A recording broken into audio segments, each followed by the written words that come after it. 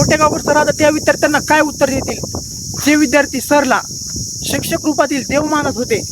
आत्ताच्या घडीतील महाराष्ट्रातील सर्वात मोठा विषय म्हणजे नीट पेपर फुटीमध्ये आलेलं प्राचार्य शिवराज मोठेगावकर सरांचं नाव.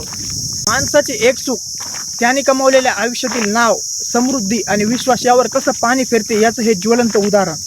खरंच मित्रांनो, खूप वाईट गोष्ट आहे की अशा गैरप्रकारामध्ये मोठेगावकर सरांचं नाव येत आहे. सांगायचं म्हणजे मी स्वतः 2021-22 साली RCC मध्ये शिकायला होतो नांदेडमध्ये.